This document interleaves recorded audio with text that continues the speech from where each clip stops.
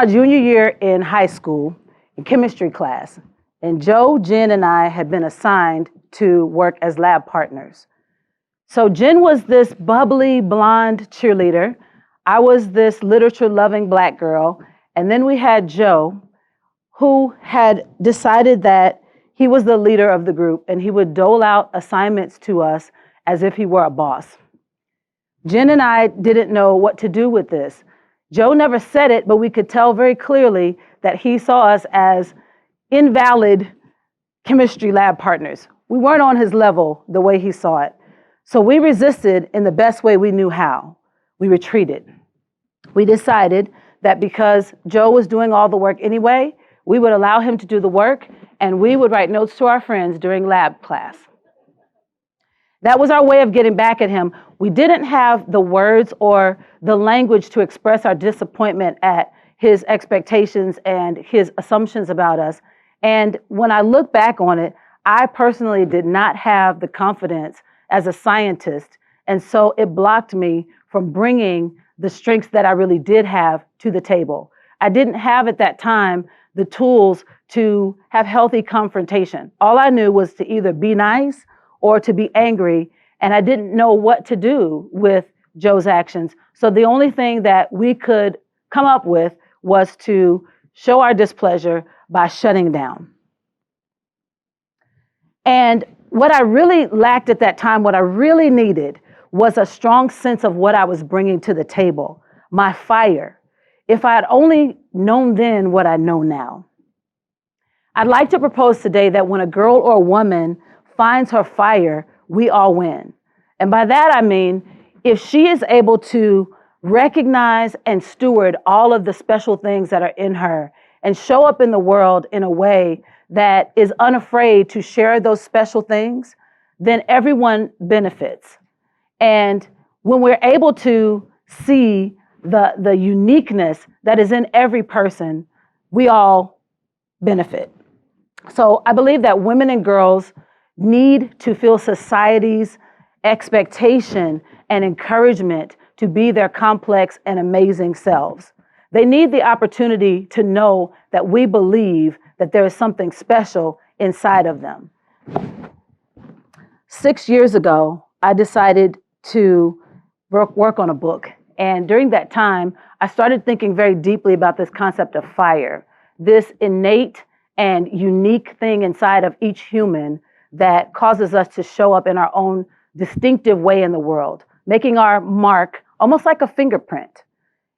It is this thing that is natural to us that causes us at birth to look for ways to solve problems and come up with solutions and be creative and make things happen.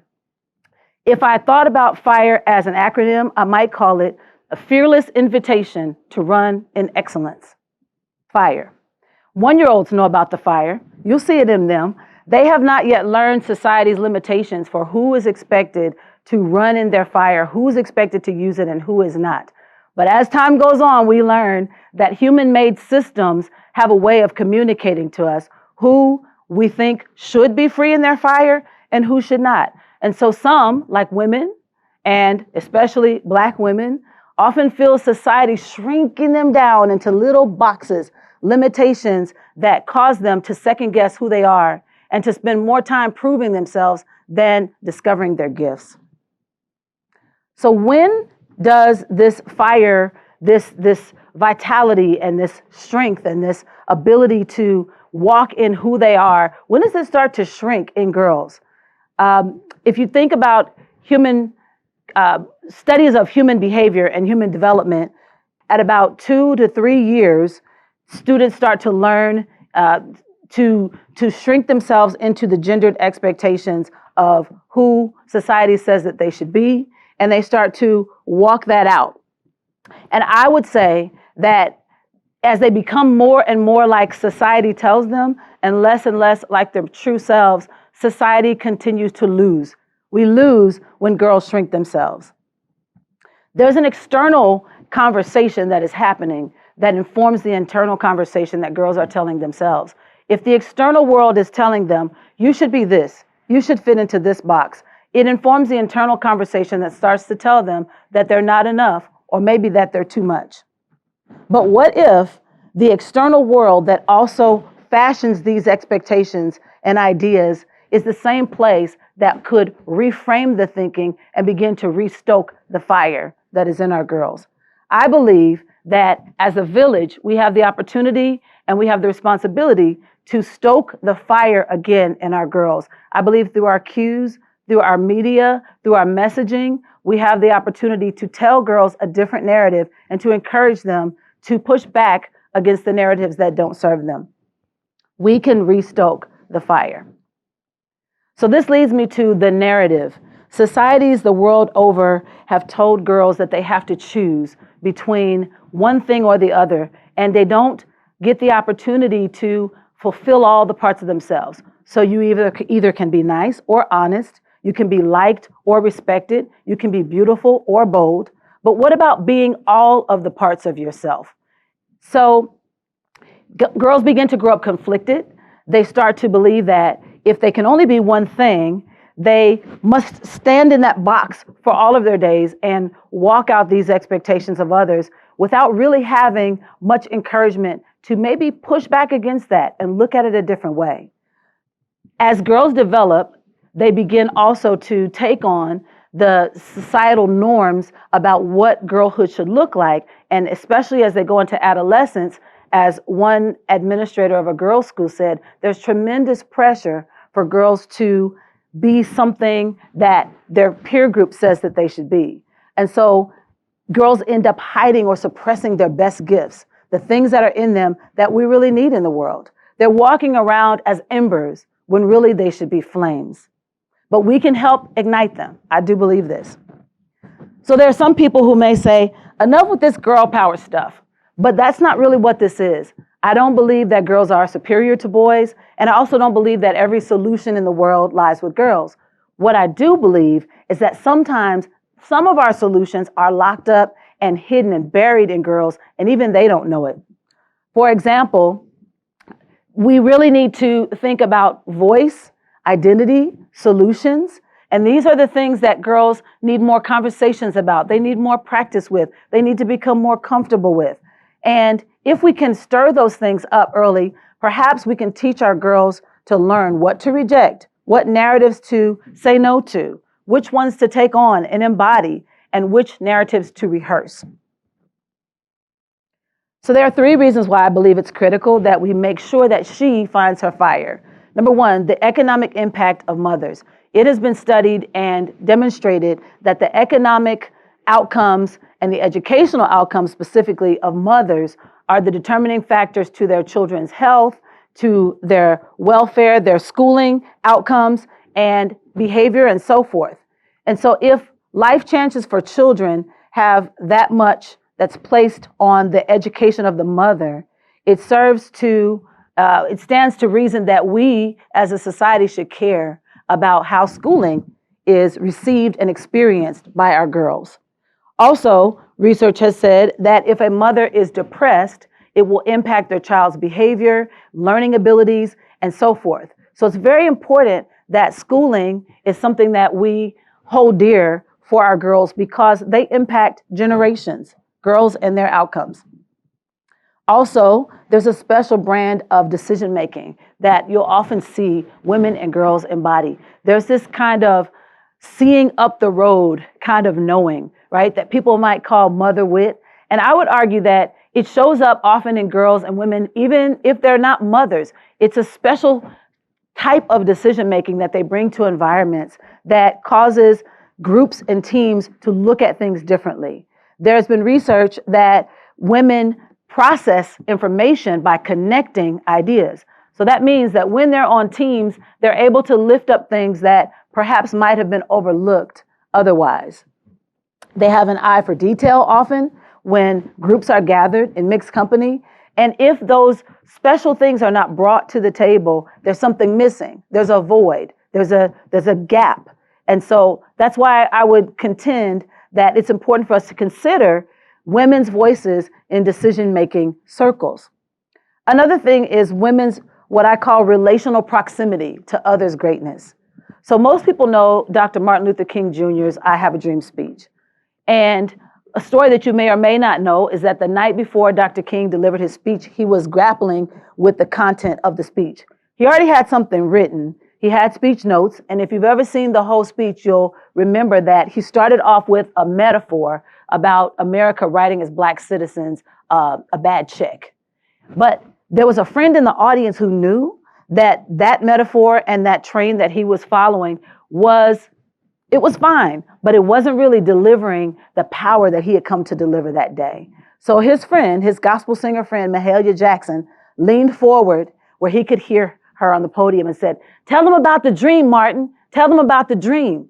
So Dr. King had delivered a version of this I Have a Dream speech in prior instances, and Mahalia Jackson knew that.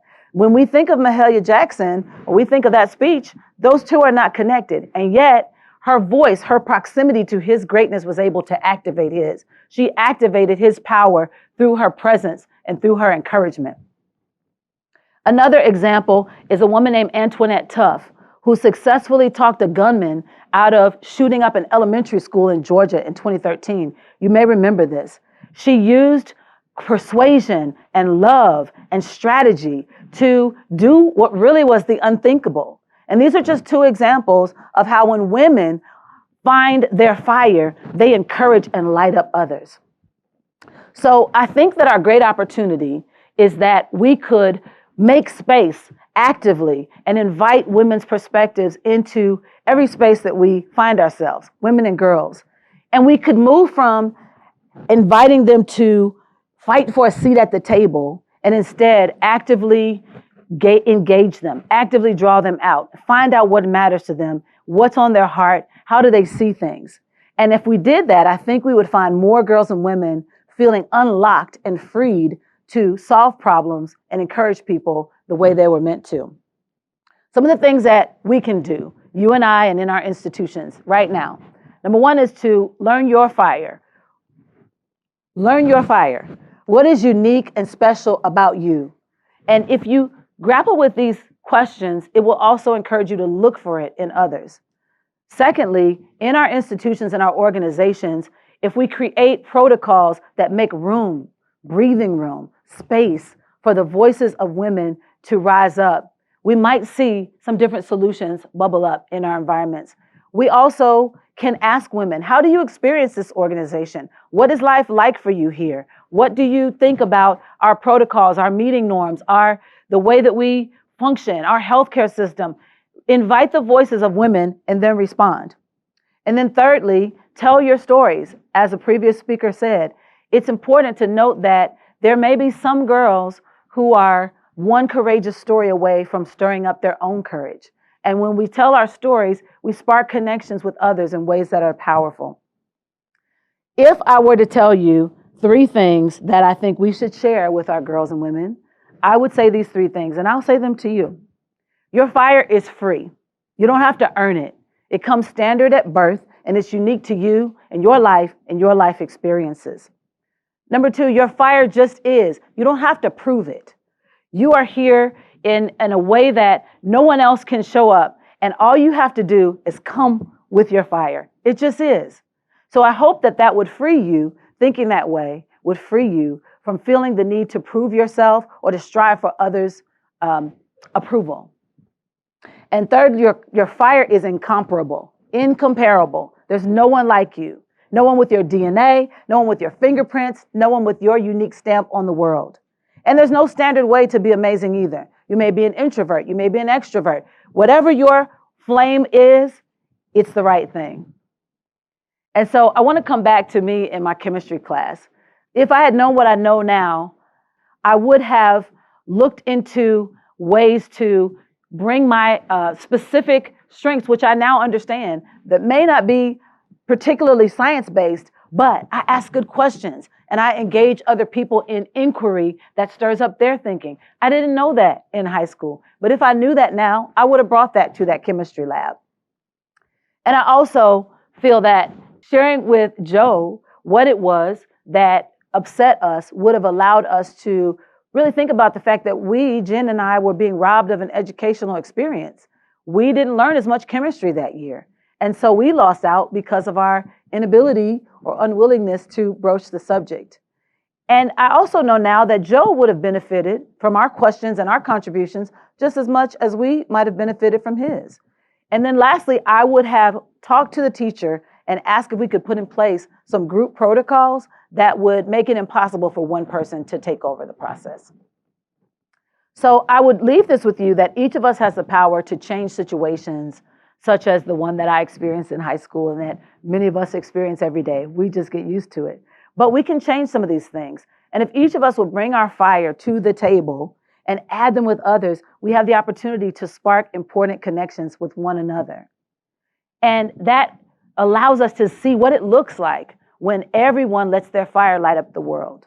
And I say again that when she brings her fire, when she finds her fire, we all win. Thank you.